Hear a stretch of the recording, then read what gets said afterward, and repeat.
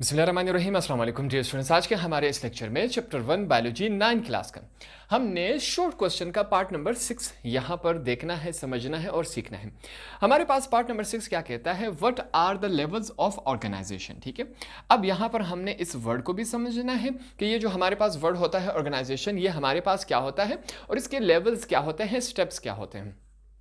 यही लेक्चर हमने क्या किया है, डिटेल में भी पढ़ा है। अब यहां पर आपके पास ये जो क्वेश्चन है वो शॉर्ट में आया है। ठीक है, क्वेश्चन भी अगर हम थोड़ा सा ध्यान दें तो हमारे पास क्या लिखा गया है, व्हाट आर। ठीक है, कि वो कौन से स्टेप हैं, यहां पर हमारे पास डिफाइन नहीं लिखा गया है।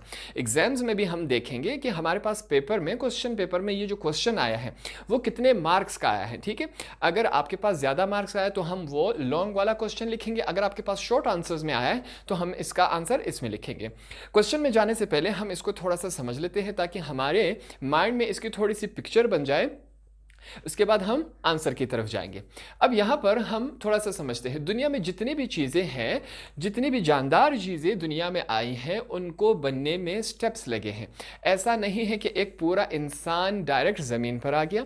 दरख्त की एग्जांपल लेते हैं, ऐसा नहीं होता कि दरख्त से जो फल हम खाते हैं वो डायरेक्ट उगकर आ गया, ऐसा नहीं होता। सबसे पहले बीज जमीन में बोया जाता है, उसको पानी दिया जाता है, फिर उसमें से तना निकलता है, वो तना फिर पौधा बन जाता है, उस पौधे से फिर एक पूरा दरख्त बन जाता है, उस दरख्त में फिर फूल आते हैं, उन फूलों से फिर हमारे पास जो फ्रूट्स हैं वो बनते हैं, उन फ्रूट्स में फिर रंग आता है, उन फ्रूट्स में फिर हमारे पास जायका आता है, मिठास आता है।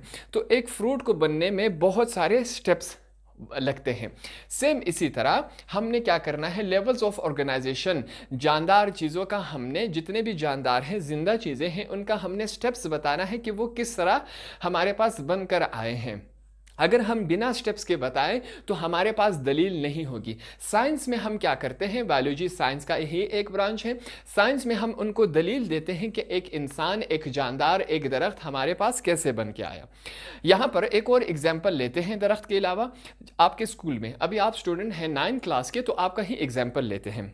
फर्ज करिए आपसे कोई पूछे कि आपने स्कूल लाइफ कैसे क्लियर किया। ठीक है, तो आप उनको कैसे बताएंगे, आप उनको बताएंगे सबसे पहले मैं क्लास 1 में गया, फिर मैं 2 में गया, 2 को पास करके मैं 3 में गया, फिर 4 में गया, 4 को 5 पास करके 5th क्लास में, 6 में, 7th में, फिर 8th में आया, फिर आप 9th में आए, फिर 10 में आए। ठीक है, अब आपको ये तमाम स्टेप्स लगे 1 क्लास से 10th क्लास तक आने में। ठीक है, अब यहां पर एक और बात समझेंगे, ये जो तमाम स्टेप्स हैं ये आगे पीछे नहीं होंगे। ऐसा नहीं हो सकता कि आप पहले 1 क्लास में थे, फिर 4th क्लास में चले गए, फिर आप 2 क्लास में आ गए, फिर 7th में चले गए, फिर 5। ऐसा बिल्कुल नहीं होता। स्टेप्स जो हमेशा होते हैं वो तरतीब से ऐसे चलते आते हैं। ठीक है, सही है। हमारे पास पहले हम 1 क्लास में इस तरह मुकम्मल होता हुआ हमारे पास ये हो गया।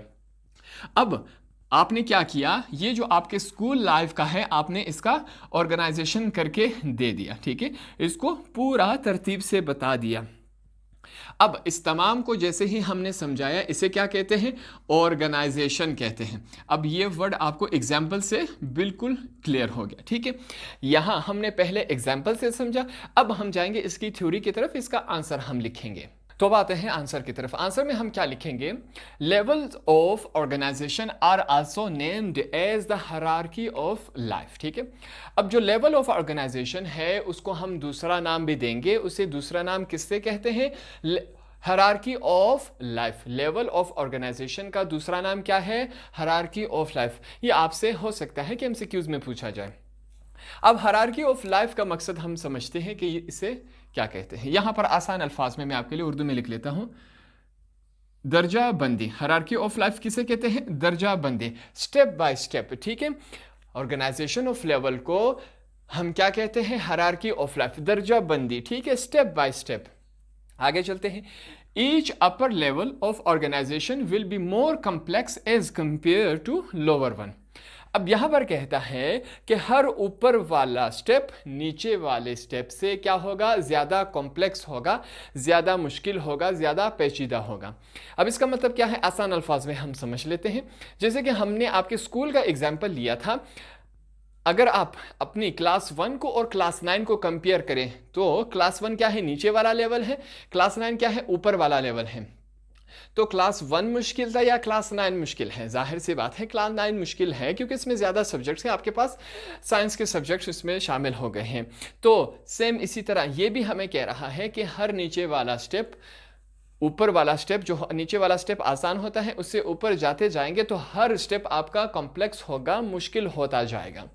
अब यहां पर आगे चलते हैं। Names of level of organisation are, जो हमारे पास लेवल्स ऑफ ऑर्गेनाइजेशन है जानदार के, वो यहाँ पर हमने लिख लिए हैं।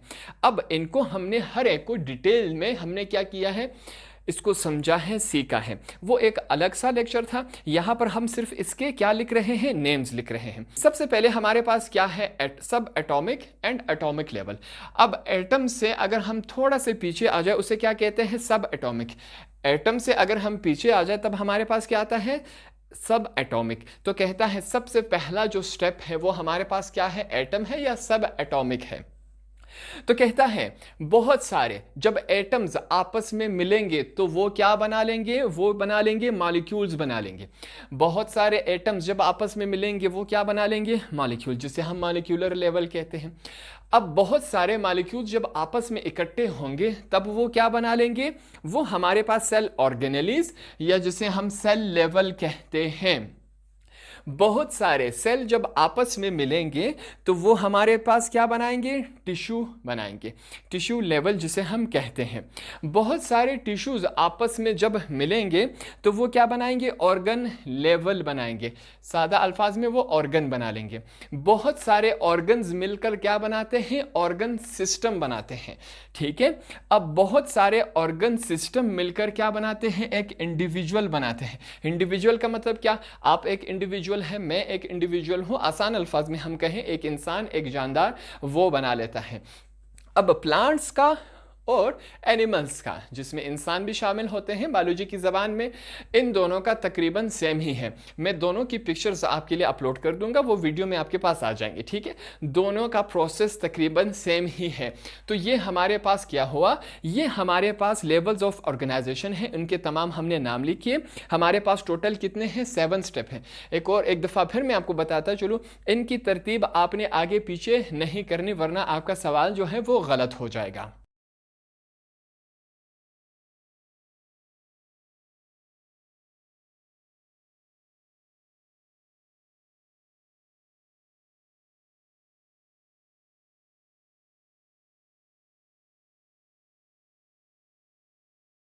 इससे पहले जितना हमने लिखा था वहाँ तक आपका आंसर ठीक है, ये सिर्फ आपके समझाने के लिए है। आपके लिए हमने ये डायग्राम बना दिया ताकि आपको आसानी से समझ आ सके। ठीक है, सबसे पहले हमने क्या करना है, ऑर्गेनाइजेशन हमने बताना है जानदारों का कि स्टेप बाय स्टेप वो कैसे बन के आए।